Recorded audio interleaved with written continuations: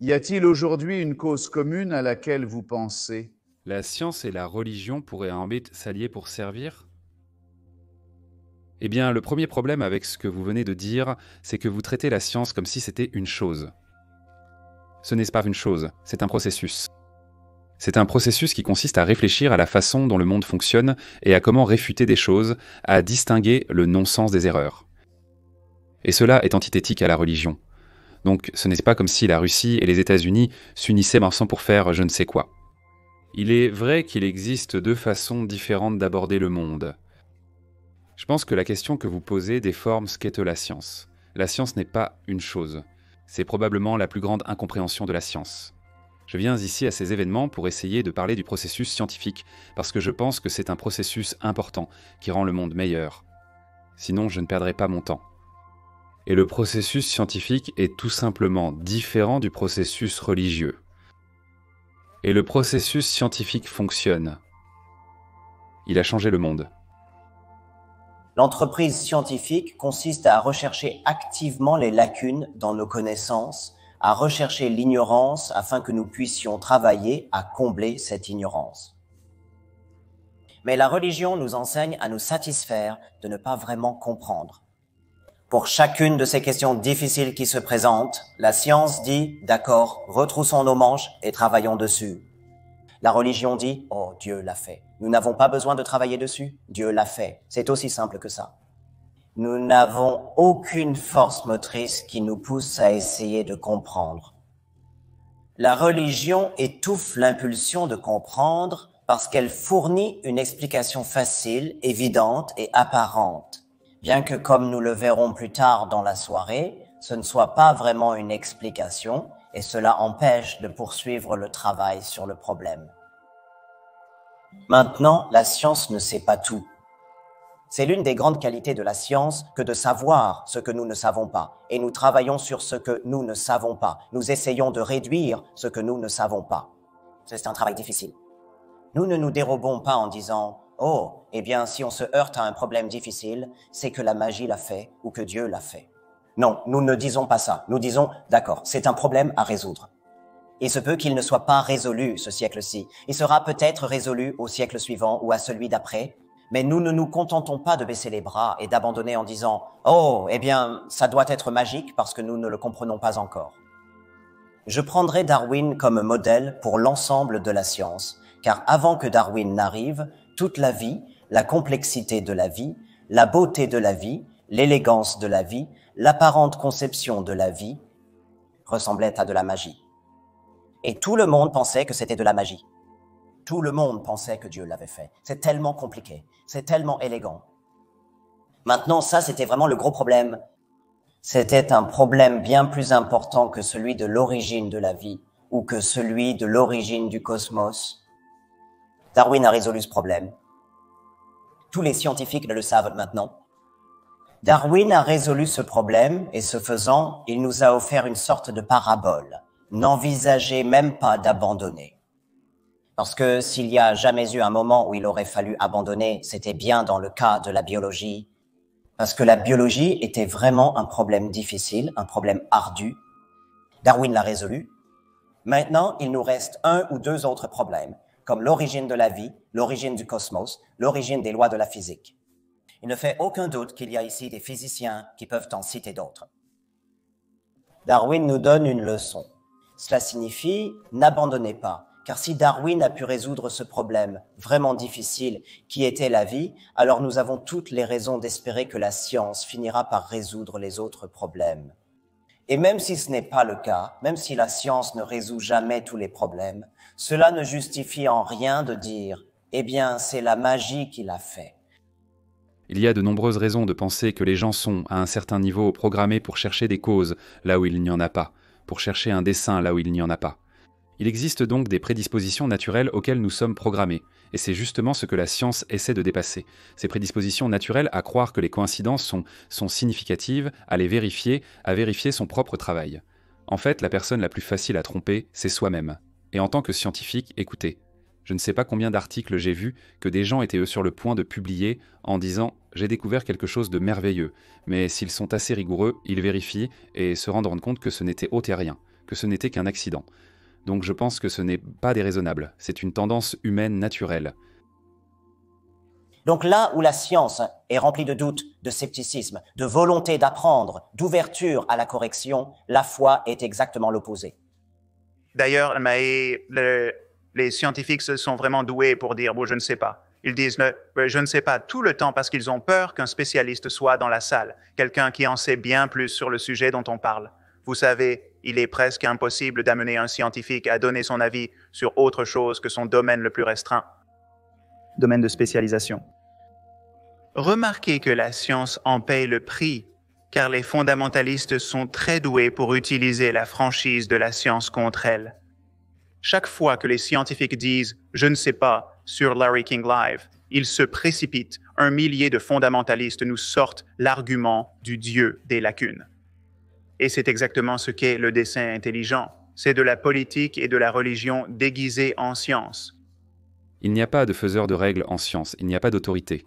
C'est la marque de la science. Il n'existe pas d'autorité scientifique. Il y a des experts scientifiques, mais même l'étudiant le plus humble peut en fait réfuter n'importe quoi. Il n'y a pas de scientifique en chef, il peut y avoir un grand rabbin, il peut y avoir un pape, mais il n'y a pas de scientifique en chef. On demande, quelle est la réponse? Comment devons-nous nous comporter? C'est ça, l'aspect clé de la science qui la rend si merveilleuse. Il n'y a pas d'autorité. Bien sûr, les scientifiques, même si beaucoup de gens ne s'en rendent pas compte, sont en réalité des êtres humains. Et donc ils ont tous les mêmes faiblesses qu'en tant que n'importe qui d'autre. Il y a des scientifiques qui abusent de la science, tout comme dans tous les autres aspects de leur vie. Mais l'aspect clé, c'est qu'il n'y a pas de faiseur de règles.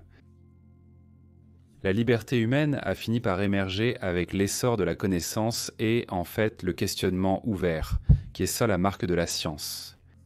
La marque de la science, c'est que rien n'est au-dessus de la question, y compris Dieu, et dès l'instant où nous cessons de remettre certaines choses en question, où nous les rendons sacrées et intouchables, nous nous rabaissons et nous arrêtons de penser. Je pense que la majeure partie de l'histoire humaine et la plupart des mythes et des religions ont été une question d'affiner notre compréhension des choses que nous ne pouvons pas contrôler. Donc quand nos ancêtres étaient vraiment seuls, et sans aucun bâtiment ni agriculture encore. En tant qu'idée, nous étions des chasseurs-cueilleurs.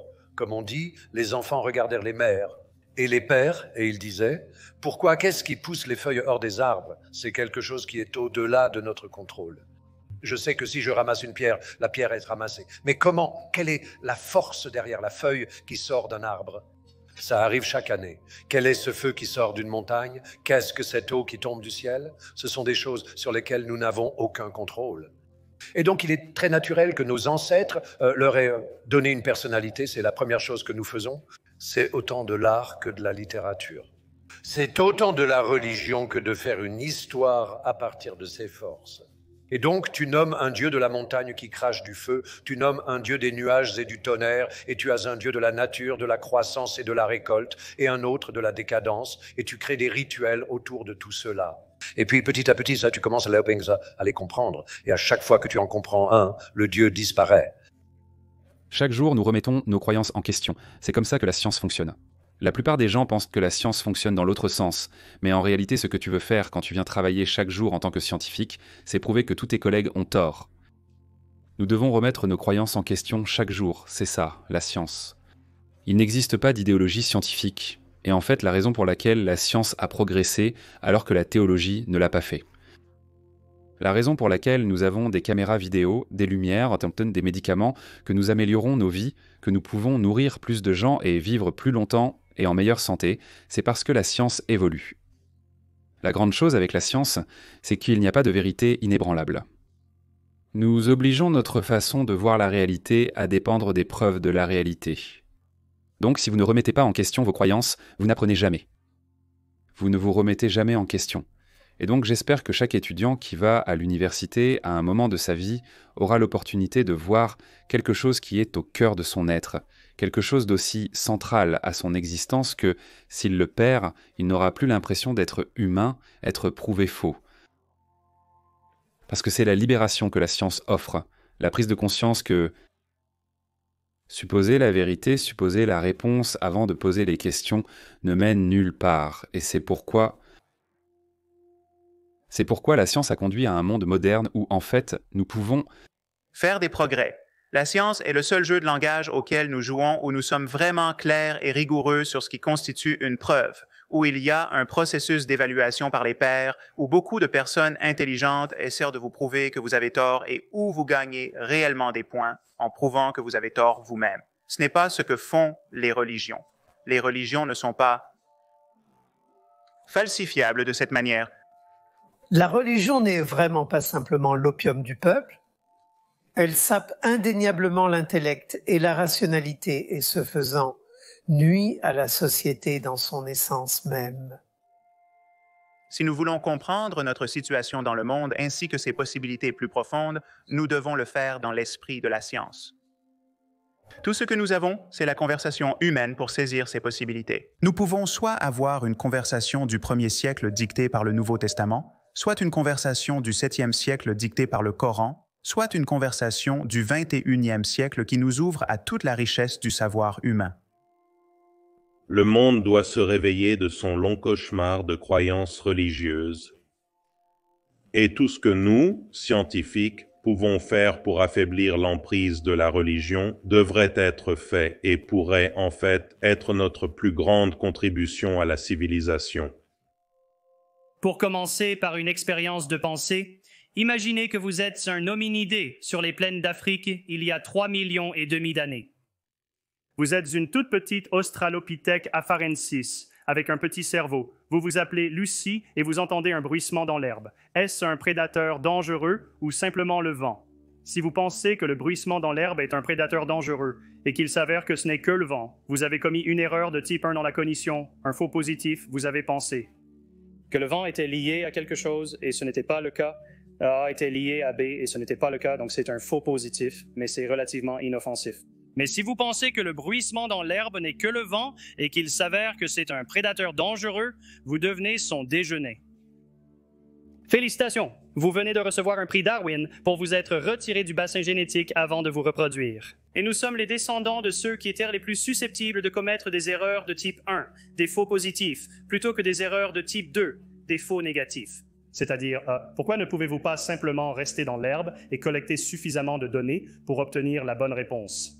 La réponse, c'est que les prédateurs n'attendent pas que les proies collectent plus de données. C'est pour cela qu'ils traquent et s'approchent furtivement de leur proie afin qu'elles ne puissent pas obtenir assez de données.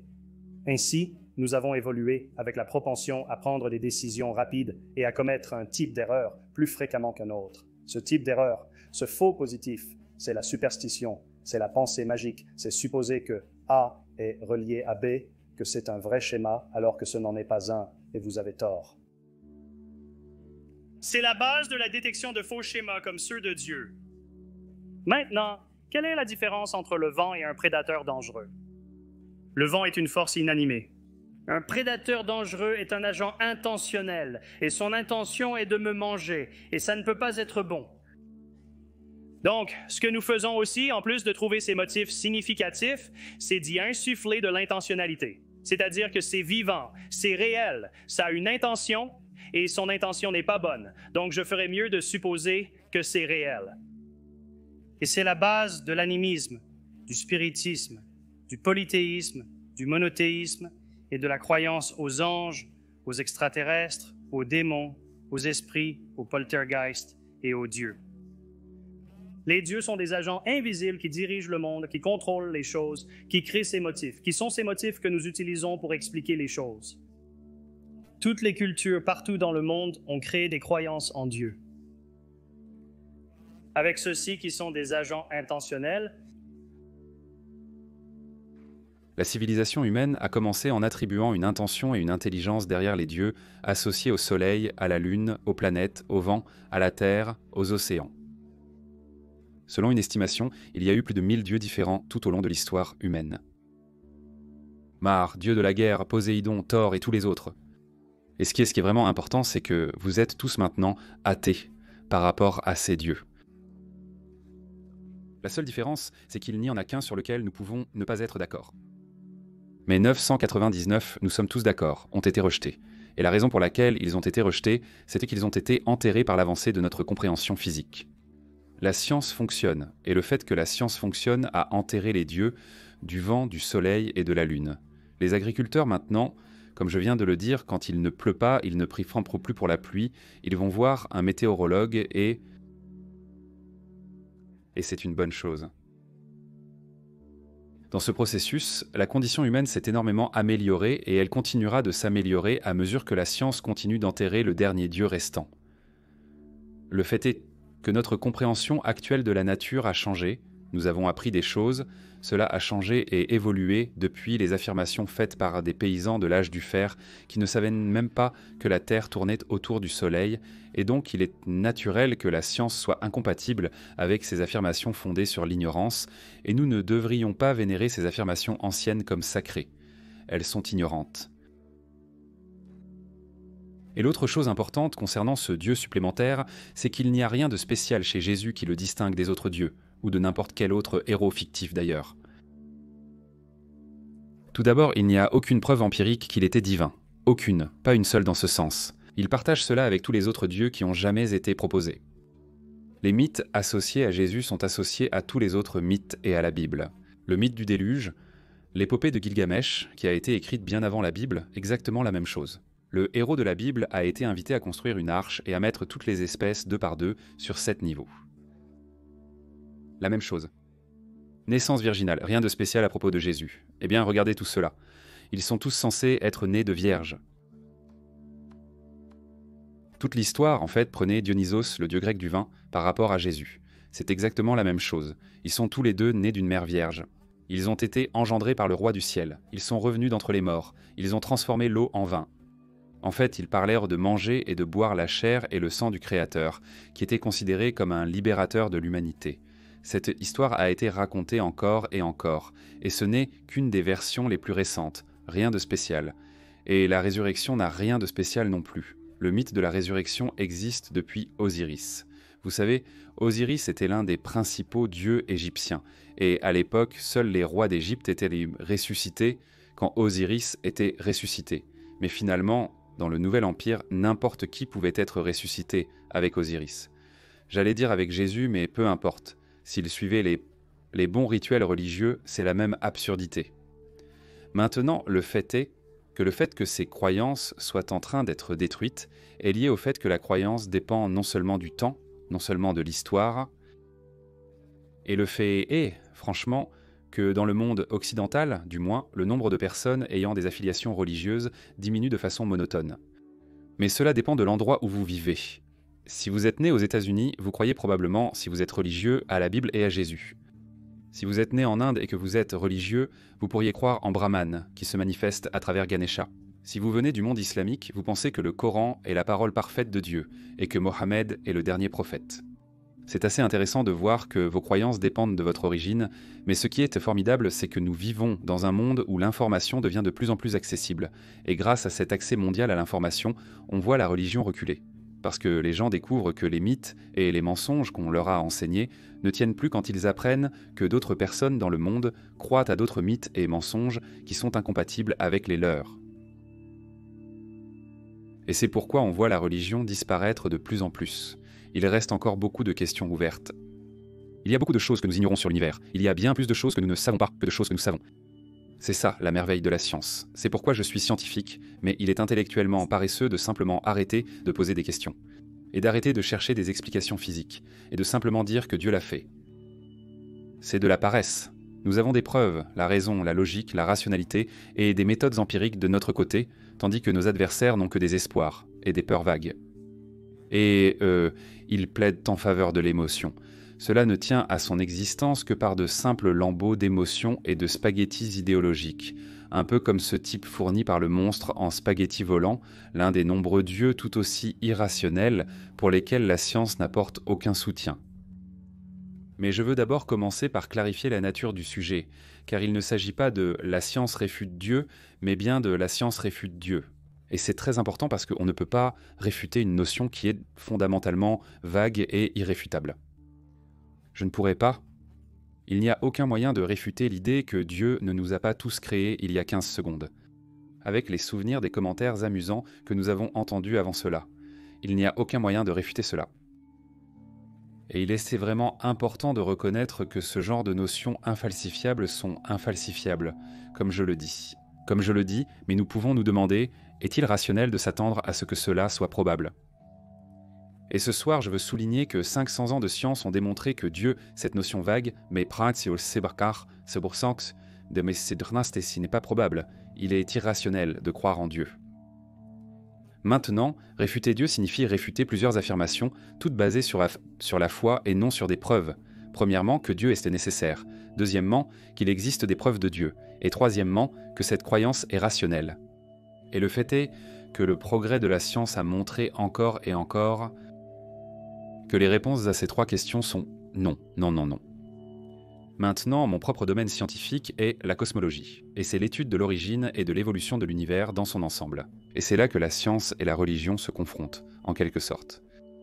Et les mythes de la création ont abondé tout au long de l'histoire humaine, et la science confronte ces mythes de la création.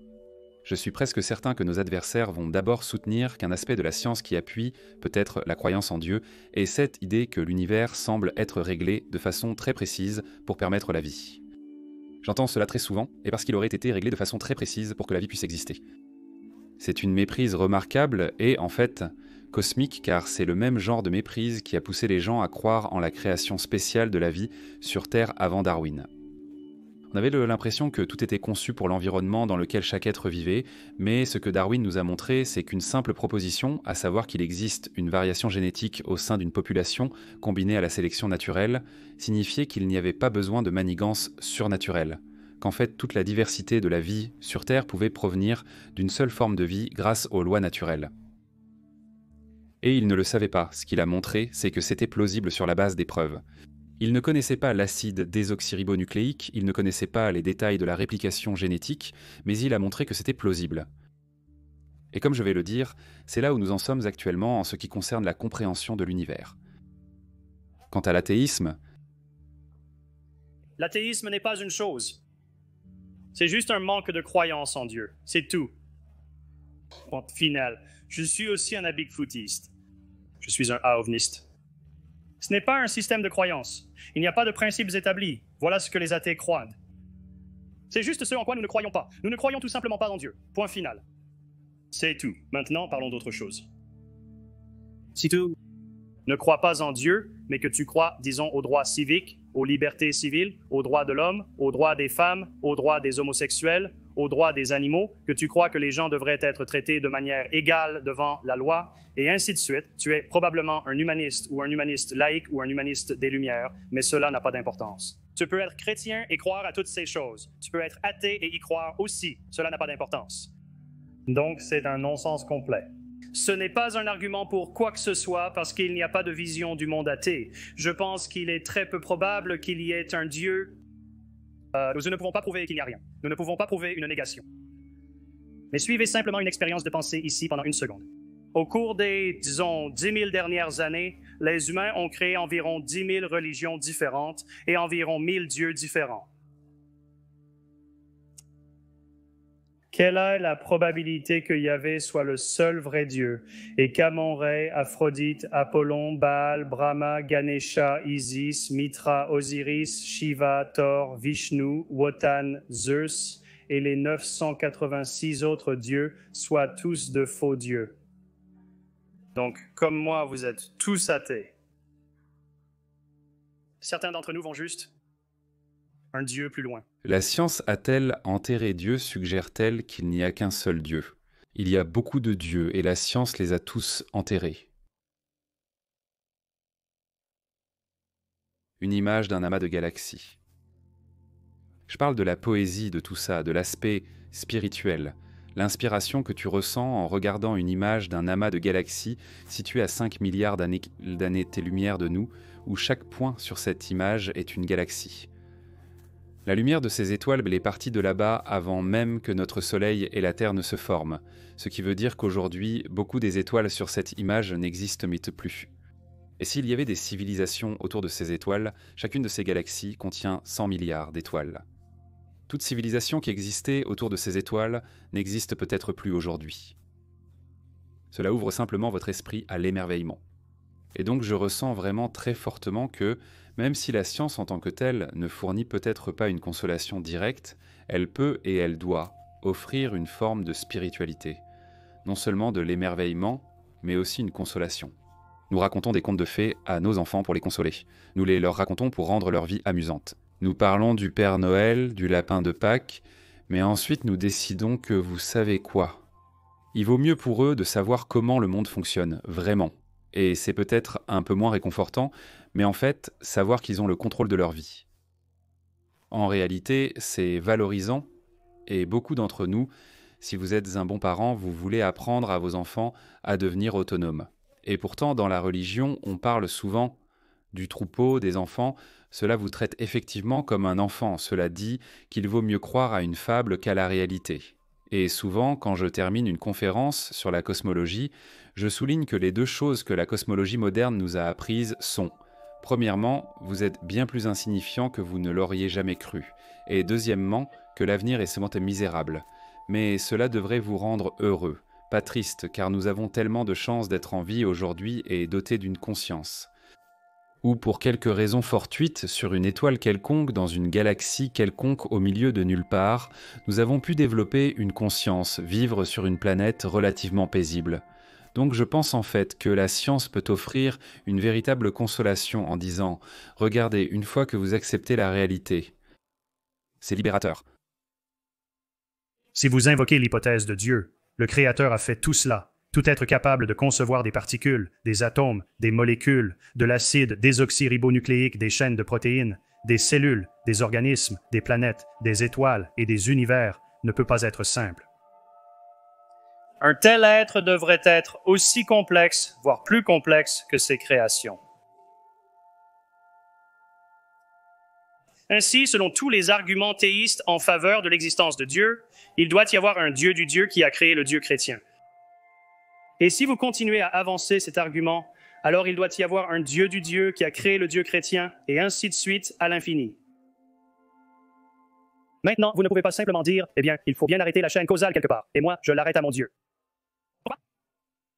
C'est vous qui avez lancé l'argument selon lequel il doit y avoir un concepteur derrière le système complexe. Alors, qui a conçu le concepteur? Eh bien, le concepteur est celui qui n'a pas besoin d'être créé. Pourquoi l'univers ne pourrait-il pas être ce qui n'a pas besoin d'être créé? Parce que l'univers est une chose et qu'il doit être créé. Eh bien, peut-être que Dieu est une chose? Non, Dieu n'est pas une chose. Dieu est un agent. Je suis un agent. Tu penses que j'ai été créé? Donc, par conséquent, Dieu devrait être créé. Les êtres humains ont clairement été programmés par l'évolution pour attribuer une intentionnalité au monde qui les entoure. Le sens et le but étaient infusés dans tous les événements quotidiens pour donner un sens à un monde dangereux, difficile et indifférent. Ainsi, nous avions des rituels liés au soleil, à la lune, aux planètes, au vent, à la terre, aux océans, dans toutes les sociétés. L'essor de notre compréhension physique nous a lentement amenés à abandonner ces nombreux dieux. Nous n'avons plus Mars, le dieu de la guerre, Poséidon, le dieu grec de la mer, ni Thor, le dieu des tempêtes. Tout le monde ici, ou presque tout le monde, est désormais athée vis-à-vis de ces dieux. Et il y a une raison à cela. La science nous a appris qu'au lieu d'être capricieux, il existe un ordre dans la nature. Et cet ordre ne semble pas impliquer de divinité. Il n'y a pas besoin de divinité. Les lois de la nature, décrites par les mathématiques, permettent donc de faire des prédictions qui nous permettent non seulement de prévoir l'avenir, mais aussi de le contrôler sans avoir besoin d'aucune intervention surnaturelle. Et en fait, cela m'étonne que poser la question « Dieu est-il nécessaire ?» soit d'une certaine manière considéré comme quelque chose de mal. Quand nous arrêterons de poser des questions, ce sera là que ce sera mal. La science nous a aussi appris que nous voulons croire, pour reprendre les mots de Fox Mulder. Et nous devrions nous méfier de ces désirs. Comme l'a dit le physicien Richard Feynman, les personnes les plus faciles à tromper, c'est nous-mêmes. En tant que scientifiques, nous devons nous entraîner à être sceptiques face à notre envie de croire. Et nous devrions essayer de surmonter notre tendance naturelle à attribuer une signification particulière aux événements. Et les êtres humains sont aussi inévitablement programmés pour demander pourquoi, comme nous l'avons entendu. Mais la question du pourquoi est mal posée, car elle suppose un but. Elle suppose la réponse à la question avant même que vous ne posiez la question.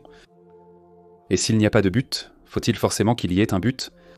Et la science nous dit qu'il n'y a aucune preuve d'un but, donc la question du pourquoi est mal posée. Nos adversaires veulent arrêter le temps en évitant les preuves de la réalité, et donc la science en nous disant qu'il n'est pas nécessaire d'avoir un but, ce qui a réfuté le besoin de Dieu. Je ne comprends pas pourquoi il serait plus simple de dire que le monde a été créé par un être divin qui a toujours existé que de dire que l'univers a toujours existé. Il me semble que dire que l'univers a toujours existé est une explication plus simple. Maintenant, ton argument était que l'univers n'a en fait pas toujours existé, que la science dit qu'il y a eu un Big Bang et que cela soutient d'une certaine manière le récit créationniste de l'univers. Tout ce que je dis, c'est que la science ne dit pas cela. La science dit seulement que l'univers observable a commencé il y a 13, quelque chose milliards d'années, avec une sorte de bang, et qu'il est en expansion depuis. C'est tout ce qu'elle dit et c'est tout ce qu'elle peut dire. Donc, je dis simplement qu'il n'y a aucun argument ici pour croire que votre hypothèse, selon laquelle il a été créé par un être divin, est en meilleure position que l'hypothèse selon laquelle il a toujours existé. Sur un point de logique, la charge de la preuve incombe à David de prouver l'existence de Dieu, pas à moi de réfuter l'existence de Dieu. Je ne peux pas réfuter l'existence d'Apollon, de Zeus et de tout cela. Mais nous pouvons en quelque sorte nuancer nos probabilités de croyance en fonction des preuves accumulées pour ou contre l'hypothèse de Dieu. Il n'existe pas d'hypothèse athée. Ça n'existe pas. Soit vous pensez qu'il y a des preuves de l'existence de Dieu, soit vous n'en voyez pas. Et il n'y a pas d'alternative à cela qui doivent être défendues. D'ailleurs, tous ces arguments ressemblent à ceci. X semble avoir été créé, quoi que ce soit, l'œil, l'univers, les planètes, l'acide désoxyribonucléique. Je n'arrive pas à imaginer comment X a été créé naturellement. Donc, X a été créé surnaturellement. Newton a une citation célèbre dans laquelle il parle de l'alignement stupéfiant de toutes les planètes dans ce plan plat, le plan de l'écliptique, où toutes les planètes tournent dans la même direction. Elles sont toutes dans ce plan plat, sauf Pluton qui n'est plus une planète. Ce n'est pas un problème. Et il dit, vous savez, je ne peux tout simplement pas expliquer. Je n'arrive pas à comprendre comment cela a pu arriver. Cela doit être la providence du Créateur divin. Mais plus personne ne fait cet argument aujourd'hui. C'est pourquoi mes amis créationnistes du dessin intelligent n'utilisent plus cette citation, parce que nous avons maintenant une théorie cohérente sur la formation des systèmes solaires. Naturellement, tout ce dont vous avez besoin, c'est de la gravité et de la matière, et certaines configurations adéquates concernant leur distance, etc. Et les planètes se forment naturellement. Nous savons maintenant que pratiquement chaque étoile de la galaxie possède une planète. C'est complètement naturel. Il n'est pas nécessaire qu'un Dieu intervienne pour remuer les particules afin que cela se produise. Dans la longue histoire de la science, c'est ce qui se passe. Les gens invoquent le vide. Ils disent « Eh bien, je ne vois pas comment cela aurait pu se produire naturellement, donc cela doit être surnaturel. » Mais ces vides sont comblés. C'est ce que font les scientifiques, et finalement ces vides seront comblés. Alors, qu'adviendra-t-il de votre foi religieuse si vous l'attachez à quelque chose, à ce vide ici, que ces gens ne peuvent pas expliquer quoi que ce soit? La précision de l'ajustement du cosmos, l'acide désoxyribonucléique, l'œil, peu importe, vous ne pouvez pas expliquer cela, alors j'accroche ma foi à ça. Oups, il l'a expliqué, tout le monde accepte que cela s'est produit naturellement. Oups, et maintenant, que faire de ma foi? Parce que c'est ça le problème. Voici une photographie prise par Cassini de Saturne. C'est une éclipse totale du Soleil, une scène vue depuis Saturne. Mais ce qui est le plus incroyable, et ce projecteur n'a pas la résolution pour le montrer, si vous regardez cette image, dans cette image, juste là, vous verrez un petit point, un point bleu pâle, qui bien sûr est la Terre. Et il me semble que c'est cette merveille dont nous devrions parler à vos enfants. Leur montrer des images pour comprendre notre place dans le cosmos, la Terre, le centre où toutes nos épreuves, nos tribulations, nos luttes politiques et morales se déroulent, c'est ce petit point, ce point fragile dans un vide sombre. Je veux dire, c'est ce genre d'histoire que nous devrions raconter pour inspirer nos enfants.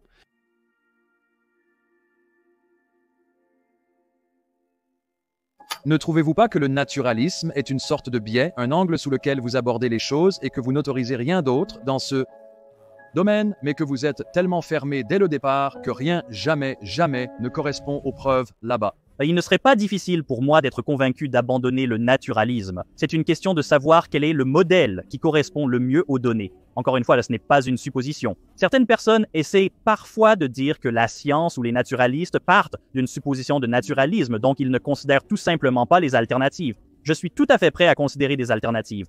Je pense que s'il y avait certains phénomènes dans le monde qui ressemblait bien vraiment exactement à ce qu'une tradition religieuse disait qu'il devait se produire et qui était miraculeux, semblait violer les lois de la physique. Que feraient les scientifiques dans cette situation? Ils ne diraient pas « Oh, nous n'avons pas le droit d'y réfléchir parce que nous avons convenu hier au thé de la faculté que le monde était un monde naturel. » Je pense qu'ils essayeraient de trouver la meilleure explication. Si la meilleure explication n'est pas le naturalisme, alors j'accepterai cela. Je dirais que le naturalisme me semble a priori plus simple que le théisme, parce que le naturalisme a le monde naturel, le théisme a le monde naturel et quelque chose d'autre que je pense être mal défini, mais je n'ai en fait pas utilisé cela. Je pense que dans une véritable analyse quantitative de probabilité bayésienne, ma probabilité a priori pour le naturalisme est plus élevée que celle pour le théisme, mais des preuves accablantes l'emporteront toujours sur cela.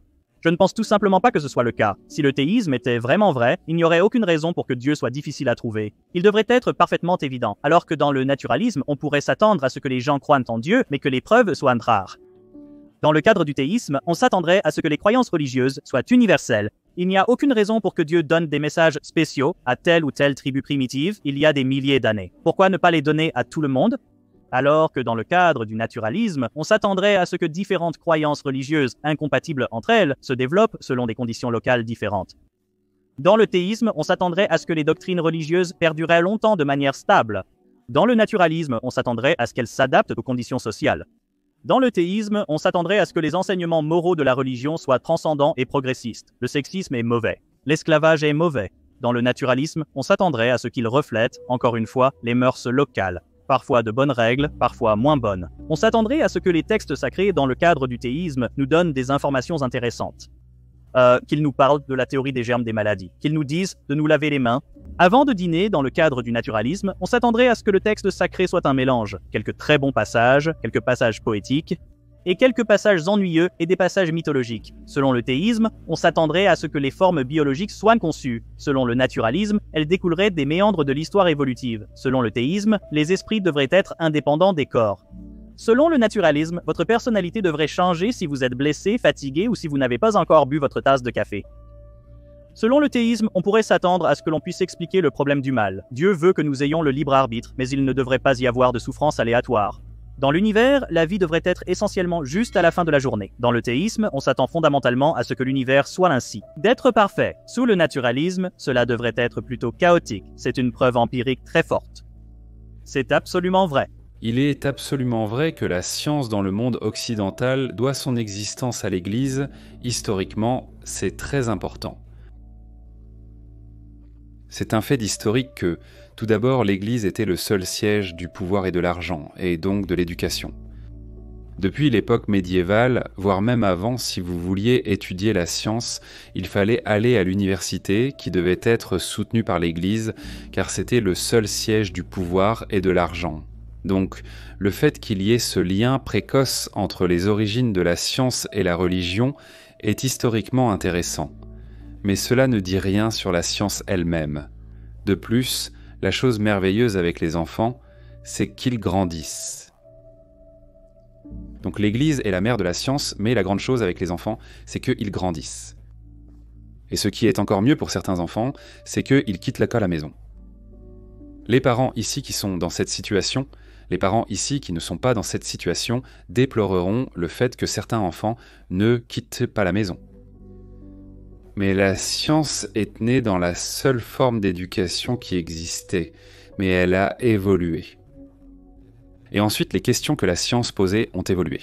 Les questions posées par la religion n'ont pas évolué, parce que la différence entre la science et la religion, c'est que nous n'assumons pas les réponses avant de poser les questions. Nous laissons la nature nous donner la réponse. La science ne fait pas de déclaration universelle. La science change constamment, et c'est tout ce qui est formidable avec la science. Comme je le dis peu souvent, en tant que physicien théoricien, les deux meilleurs états dans lesquels être sont d'avoir tort et d'être confus, car cela signifie qu'il y a quelque chose à apprendre. Donc la science, par définition, évolue et change face aux preuves. Le fait est que la science est faite par des scientifiques et que les scientifiques sont humains. Mais l'entreprise scientifique progresse parce qu'elle ne repose pas sur l'intuition humaine, le désir humain, la faiblesse humaine. Elle repose sur ce qui fonctionne, et ce qui fonctionne survit, tandis que ce qui ne fonctionne pas disparaît comme le journal d'hier. C'est justement cela qui est si merveilleux à propos de la science. La raison pour laquelle nous formons les étudiants en sciences et les obligeons à faire ces exercices incroyablement ennuyeux qui dégoûtent la plupart des gens de la science, c'est pour essayer de développer une certaine intuition afin que plus tard, votre intuition puisse être fiable. Donc c'est la première chose. Mais la partie la plus importante de la science, c'est c'est que nous ne faisons pas non plus confiance à l'intuition scientifique. Absolument, nous essayons de développer une intuition scientifique, ce qui signifie souvent dépasser l'intuition normale, parce que notre vision myope de la réalité est généralement fausse, mais nous nous en méfions, et c'est ça le vrai secret. Nous nous en méfions parce que nous disons « d'accord, prouve-le ». En fait, prouve que c'est faux, et comme l'a dit Feynman, les scientifiques, maintenant ils essaient de se donner raison quand ils ont une bonne idée basée sur l'intuition. Les bons scientifiques essaient de se donner tort, et c'est la partie la plus difficile de la science. Remarquez qu'Andy ne nous a présenté aucune preuve de son Dieu ce soir pour son hypothèse. Tout ce qu'il défend, c'est notre ignorance face à la réponse à certaines questions scientifiques. Ce n'est pas défendre l'existence d'un Dieu, c'est défendre l'ignorance. Et puis, oh, voici une lacune, remplissons-la avec quelque chose. Et peut-être que le Dieu de la Bible correspond à peu près à cela, peut-être. Mais ce n'est pas un argument en faveur de l'existence d'un Dieu. Ce n'est pas une preuve du tout. Il y a des preuves que nous avons certaines questions sans réponse. Nous l'admettons tous. Je suis d'accord, il y a beaucoup de preuves qu'il existe des questions en science auxquelles nous n'avons aucune idée de la réponse. Tous les scientifiques vous le diraient. Eh bien, c'est ce qui fait avancer la science, c'est ce qui rend la science passionnante. La science est un processus. Nous pouvons tous la pratiquer ou non. Je refuse d'accepter une dichotomie entre les scientifiques. Nous faisons tous de la science depuis notre enfance. C'est comme ça que nous apprenons. Les enfants les mettent leurs mains dans les flammes et découvrent que c'est chaud. C'est ce qui nous fait grandir et apprendre à gérer le monde. Et l'une des choses contre lesquelles je me bats le plus, c'est l'idée que, d'une certaine manière, la science devrait être le domaine réservé des scientifiques. Le processus scientifique devrait être appliqué largement à nos politiques publiques et à notre mode de vie, parce qu'il est utile, qu'il fonctionne et qu'il améliore nos vies. Mais ce n'est pas le domaine d'un petit groupe de personnes portant des capuchons. Donc, contrairement à Dieu qui est un artiste et qu'on ne peut pas prédire, la nature n'est pas un artiste. La nature suit les règles. La nature fait des prédictions. La nature fournit des explications. Merci. Tout comme la science et la politique sont liées, la religion et la politique le sont aussi. Donc, répondre à la question de savoir où va la religion, c'est répondre à la question de savoir où va le monde. Je ne vois pas d'avenir où la religion pourrait être séparée de la culture, de la science, de la politique, des jeux de pouvoir, de tout. Si je devais croire en quelque chose, ce serait que la religion évolue vers une direction où elle laisse de moins en moins de place à la violence fondamentaliste, à l'oppression. Je pense que si nous regardions l'histoire et tracions la ligne, nous verrions que la religion a évolué dans cette direction et j'espère qu'elle continuera ainsi. Mais encore une fois, tout le reste le déterminera aussi. Imagine que tu es à Oxford, tenant la main de ta mère. Elle tient la main de sa mère, ta grand-mère tient la main de ton arrière-grand-mère, et ainsi de suite, formant une chaîne. La chaîne s'étend jusqu'en Cornouailles, jusqu'à Land's End, et ne peut aller plus loin. Quelque part près de Cirencester, parmi ceux qui se tiennent la main, il y aurait Homo erectus. Vers Taunton, il ressemblerait à Lucie, Australopithèque. Et debout sur les rochers de Land's End, il y aurait l'ancêtre commun que nous partageons avec les chimpanzés. Maintenant, de son autre main, la matriarche de Land's End tient la main d'une autre fille. Cette fille tient la main de sa fille, et ainsi de suite. La chaîne parallèle progresse maintenant le long de la route qui remonte vers Oxford. Les deux chaînes de cousins de plus en plus éloignés se font face tout au long du chemin. Et lorsque la chaîne des filles atteint Oxford, nous avons des chimpanzés modernes face à face avec des humains modernes. Ces cousins modernes qui se font face appartiennent bien sûr à des espèces complètement différentes. Ils ne peuvent pas se reproduire entre eux. Pourtant, à chaque étape de la chaîne des ancêtres, en passant par le virage en épingle à Land's End et en revenant à Oxford, chaque individu appartient à la même espèce que son voisin. Il y a un changement progressif, si progressif qu'il est bien en dessous du seuil de perception.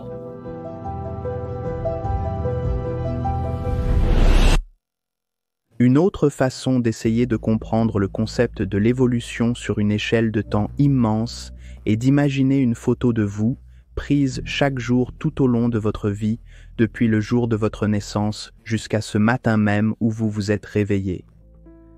Si vous alignez toutes les photos prises de vous et que vous les regardez une par une, jour après jour, dans leur ordre chronologique, vous ne serez pas capable de détecter de différence entre vous d'un jour à l'autre et les photos de vous prises le lendemain. Vous ne pourrez pas faire de distinction claire entre le moment où vous êtes passé de bébé à tout petit ou de l'adolescence à l'âge adulte. Mais cela s'est produit progressivement, tout comme l'évolution biologique s'est produite au fil de milliers et de millions de générations. Donc, si vous regardez vos photos et que vous sautez une année à chaque fois, vous pourrez voir une différence claire. Et si vous aviez une photo de chacun de vos ancêtres jusqu'au tout premier organisme et que vous faisiez de grands sauts entre les photos de milliers, voire de millions de générations à la fois, vous seriez capable de voir une distinction claire entre les espèces dont nous sommes issus, notre arbre généalogique. Nos cerveaux, sans aucun doute, sont les choses les plus complexes que nous ayons jamais rencontrées. Il n'est pas étonnant que beaucoup de gens nous considèrent comme des chefs-d'œuvre de conception qui prouvent l'existence d'un concepteur intelligent. Mais si nous examinons réellement comment la vie est apparue grâce à l'évolution biologique, nous découvrons un certain nombre de caractéristiques qui sont extrêmement inattendues si l'on considère le théisme. Le processus évolutif est extrêmement gaspilleur et inefficace. Lorsque les gens craignent quelque chose, nous essayons de concevoir le meilleur plan à l'avance, puis nous construisons la chose selon ce plan. La sélection, le principal moteur de l'évolution, crée en essayant au hasard un grand nombre de conceptions possibles, puis en éliminant toutes les erreurs. Eh bien, ce serait comme un ingénieur qui essaierait de construire un pont en testant au hasard toutes les configurations possibles, le laissant s'effondrer jusqu'à ce que, par pur hasard, l'une d'elles tienne debout. Eh bien, ce n'est pas de la conception, c'est de la folie. De plus, comme l'évolution doit opérer en apportant des modifications progressives à des structures préexistantes, elle laisse aux organismes de nombreux traits qui sont fonctionnellement inutiles, voire dysfonctionnels. Prenons les êtres humains, par exemple. Les ouvertures pour respirer et avaler sont si proches l'une de l'autre que nous nous étouffons souvent. Elles n'avaient pas besoin d'être ainsi. Notre appendice, apparemment inutile mais sujet aux infections, parfois mortelles. Le canal de naissance est trop étroit, ce qui augmente les risques de blessures, voire de décès lors de l'accouchement. La liste continue. De plus, nous savons que presque toutes les espèces ayant jamais existé sur Terre ont disparu. Chaque musée d'histoire naturelle est un cimetière d'expériences ratées. Le gaspillage, l'inefficacité et l'imperfection de l'évolution biologique sont plus probables si l'on suppose qu'il s'agit d'un mécanisme aveugle et causal, sans esprit et au pouvoir limité, que si l'on suppose qu'il s'agit de l'instrument, d'une manière ou d'une autre, d'une intelligence rationnelle toute puissante. Il serait surprenant qu'un tel être choisisse de créer la vie de cette manière. Vous ne pouvez pas espérer atteindre la vérité sur la réalité si celle-ci est contaminée par des préjugés subjectifs. Et le biais subjectif est précisément le cœur du problème lorsque nous examinons les mouvements influents d'aujourd'hui contre la science. Nous commençons par la croyance, puis nous cherchons des preuves pour la soutenir, raisonnement motivé, biais de confirmation, biais rétrospectif et tout cela. Et les personnes intelligentes viennent croire à des choses étranges parce qu'elles sont vraiment douées pour ça. Mais la question est, toutes les croyances qui sont générées de cette manière, existe-t-il un moyen de contourner ces biais cognitifs Et la réponse est oui, c'est la méthode scientifique qui a été développée au fil des siècles précisément pour cette raison, à commencer par Francis Bacon qui disait « Regardez, nous avons tous ces problèmes cognitifs qui nous amènent à déformer notre perception, à commencer par le minerai dans l'eau qui semble courbé. Et vous savez qu'il n'est pas courbé, mais il en a vraiment l'air. On ne peut pas toujours faire confiance à sa vision, et ainsi de suite. Et maintenant, nous savons grâce aux psychologues cognitifs qu'il y a beaucoup de choses auxquelles nous ne pouvons pas faire confiance. C'est de pourquoi il faut avoir des collaborateurs dans ces recherches. Il faut avoir une relecture par les pairs. Il faut que les études soient répliquées. Il faut avoir plusieurs sources de preuves qui convergent, simplement pour renforcer notre confiance et s'assurer que ce n'est pas juste moi qui me trompe moi-même dans ma tête. Et que je ne me sois pas égaré sur une fausse piste, complètement à côté de la plaque. Mais c'est pour ça que les gens m'écrivent avec ces théories de physique. Newton avait tort, Einstein avait tort, et j'ai tout résolu dans mon garage ce week-end, et je partagerai le prix Nobel avec toi si tu m'aides avec les maths.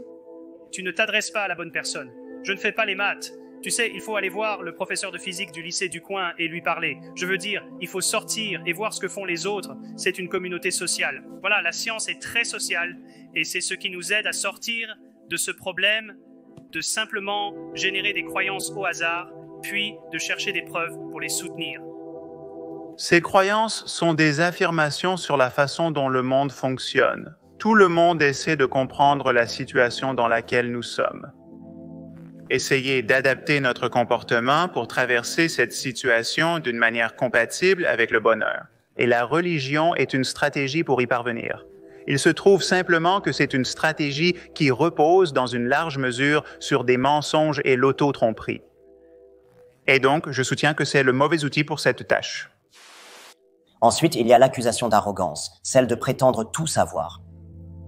Mais la science est humble, elle doit l'être. Nous aimons ce que nous ne savons pas, parce que cela nous donne quelque chose à faire. Alors, je pense que Jerry regarde le monde naturel à travers le télescope, mais il le regarde dans le mauvais sens. Il a l'objectif pointé de ce côté. Il pense que l'univers tourne entièrement autour de nous, nous. Si tu regardes à travers le télescope, dans le mauvais sens, qu'est-ce que tu vas voir? C'est comme si, l'univers avait été créé pour nous, les êtres humains. Ce que Jerry a, ce n'est pas une théologie. Ce que Jerry a, c'est une moi-ologie. C'est à propos de moi, c'est à propos de nous. Nous avons été créés. L'univers existe pour que notre espèce puisse être spéciale. Quand tu t'humilies vraiment, quand tu es vraiment assez courageux pour réaliser que nous vivons seuls dans un univers qui s'en fiche, alors tu peux décider que c'est à nous de nous en soucier. Voilà pourquoi je n'ai aucune croyance en quelque Dieu que ce soit. Crois si tu veux.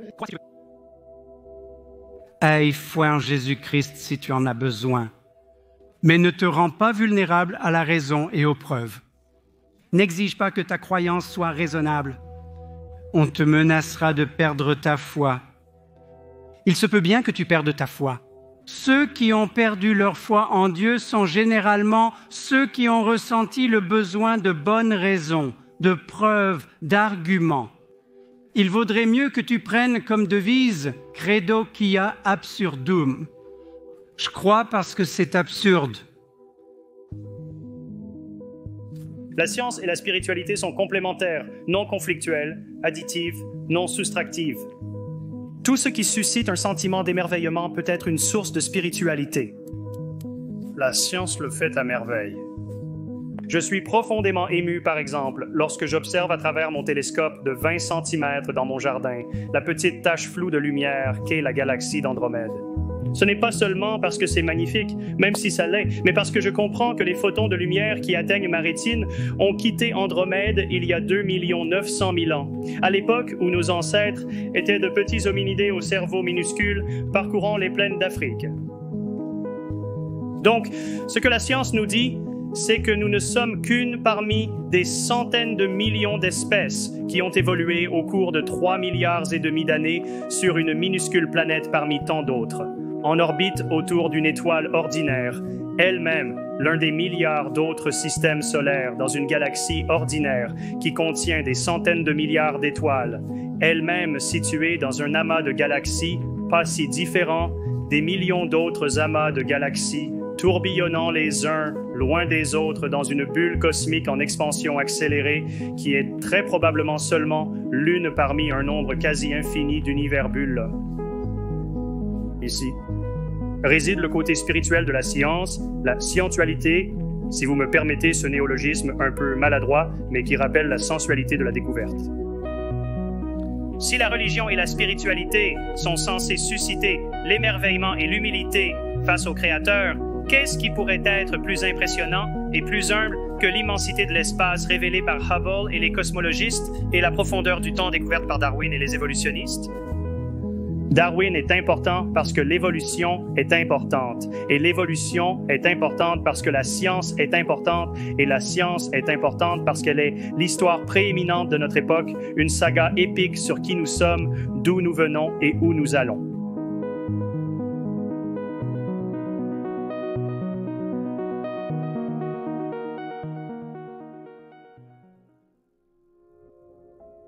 Regardez l'alternative à laquelle nous renonçons. L'alternative est un discours véritablement ouvert et sans contrainte sur l'expérience humaine. Je veux dire, le fait est que les gens vivent des expériences spirituelles. Tu as beaucoup utilisé ce mot « transcendant ». Qui sait ce que cela signifie? La réalité, c'est qu'il est possible pour une personne de fermer les yeux et d'utiliser son attention d'une certaine manière, de sorte que il ne peut se sentir plus séparé de l'univers, par exemple. Vous savez, ils avaient l'impression que c'était juste eux il y a un instant, et puis tout à coup, il n'y a plus que le monde, d'accord? C'est une expérience qui est reproductible, que nous pouvons tous avoir, que beaucoup d'entre nous, j'en suis sûr, ont déjà vécu. La plupart des gens, la plupart du temps, ont vécu ces expériences dans le cadre d'une tradition religieuse, et ils les ont interprétées à la lumière de leur tradition religieuse. Le problème avec ce processus, c'est qu'il n'est pas dans l'esprit scientifique qui encourage une honnêteté rigoureuse. Il encourage le dogmatisme et la spéculation métaphysique. Et oui, il y a des diamants dans le fumier de la religion. Je veux dire, Rumi et Maître Eckhart témoignent d'un type d'expérience que, selon moi, nous devrions tous désirer ardemment vivre. Le problème, c'est que nous devons en parler honnêtement.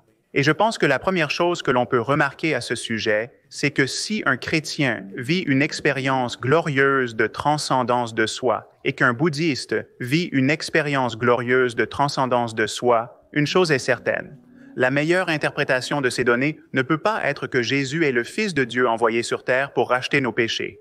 Je veux dire, cela n'authentifie pas ce que le chrétien pense que cela authentifie. Cela n'authentifie pas ce que le bouddhiste pense que cela authentifie. Nous n'avons plus le droit à notre provincialisme religieux. Nous devons simplement parler franchement. Même lorsque Verdi écrivait son Requiem, il ne croyait pas en Dieu. Il n'avait pas besoin de croire en Dieu pour produire cette belle musique. Ce n'est pas vrai que le sécularisme ne peut pas produire une cathédrale ou un opéra. Il est vrai, cependant, qu'une civilisation laïque devra conserver ce qu'il y a de précieux dans la beauté et la symétrie de l'art religieux et de l'architecture dévotionnelle, tout en rejetant le surnaturel et le superstitieux. Vous voyez, le surnaturel et le superstitieux ne sont pas la même chose que le lumineux et le transcendant. Je ne viens pas devant vous, athée et matérialiste que je suis, comme quelqu'un qui dit simplement que Douglas Wilson et moi sommes deux bouteilles concurrentes de Dr Pepper. Je ne viens pas non plus devant vous comme quelqu'un qui dit que j'ai été créé à partir de la poussière ou, comme le dirait le Coran, à partir d'un caillot de sang, que je suis un cerf abject, un morceau de néant façonné à partir d'ordures par un Dieu capricieux et tyrannique. C'est encore pire. Je préfère être Dr Pepper que ça, je dois vous le dire, moi aussi. Mais maintenant, contrastons le lumineux et le transcendant avec le superstitieux et le surnaturel. Francis Collins, croyant chrétien, grand médecin, grand scientifique, grand humanitaire, fait une longue randonnée en montagne et, au cours de sa marche, il arrive à un endroit où il y a une cascade triple. Une cascade 3 en 1 qui tombe. Et pourtant arrêtée dans sa chute parce qu'elle est gelée, c'est une trinité d'eau gelée. Il dit dans son propre récit qu'à ce moment-là, en la voyant, il est tombé à genoux et a accepté Jésus-Christ comme son sauveur personnel. Certains d'entre vous ont peut-être vécu des expériences similaires, je ne sais pas. Je suis immunisé contre ce genre de choses, mais je n'y suis pas indifférent. C'est bien sûr très beau de voir une cascade gelée à 3 doigts. Et si cela avait été 4 doigts et non une trinité, n'aurait-il pas accepté Jésus-Christ comme son sauveur personnel? Soyons sérieux, tout cela n'est pas vrai, c'est de la superstition, c'est la façon dont l'esprit cherche une forme et finit par la trouver. S'il les cherche, il cherche des symboles, des miracles et des révélations là où il n'existe pas vraiment. Et il se satisfait terriblement facilement de petits morceaux de pseudo-magie. Mais si vous voulez être émerveillés, mesdames et messieurs, laissez-moi vous dire que ceux d'entre nous qui ne croient pas que nous sommes créés divinement, encore moins supervisés divinement, ne sont pas insensibles à l'idée de l'émerveillement et de la beauté. Et le transcendant. Permettez-moi de vous inviter à regarder un instant les images prises par le télescope Hubble. Certains d'entre vous l'ont peut-être déjà fait. Si ce n'est pas le cas, faites-le bientôt. Les révélations extraordinaires de ces tourbillons et pourtant, d'une certaine manière, de magnifiques nouvelles galaxies en couleur, en profondeur et en majesté, comme rien que l'œil humain n'ait jamais vu, je pense. Détournez-vous de cela si vous le souhaitez et contemplez un buisson ardent. Dans une région désertique et analphabète du Moyen-Orient, et dites que c'est de là que vient la révélation. Je ne crois pas que vous en serez capable. Ou lisez une page de Stephen Hawking sur l'absolue magnificence et la cohérence et la beauté sous-jacente, comme le dit Einstein. Le grand miracle de la physique, c'est qu'il n'y a pas de miracle. Tout continue, tout tient ensemble en permanence. Il n'y a aucune interruption dans son ordre. Il n'y a pas de suspension de cet ordre juste pour plaire à Josué ou pour satisfaire une secte ou un groupe tribal. Non, c'est bien plus impressionnant que ça. Hawking a un collègue qui a étudié l'horizon des événements du trou noir. Si vous pouviez voyager vers un trou noir, selon la théorie, l'horizon des événements est le point où le trou noir attire tout vers lui. Donc même la lumière elle-même tombe dans le trou noir. Sa force est telle qu'il peut attirer la lumière vers lui. C'est vraiment impressionnant. Bien plus qu'une foule de cochons possédés par des démons dévalant une colline pour se jeter à la mer, ce qui relève de la sorcellerie et d'une magie bon marché qui ne devrait impressionner personne de réfléchi. Pensez plutôt à un trou noir. En attirant la lumière en lui-même, l'horizon des événements réorganise simplement la nature.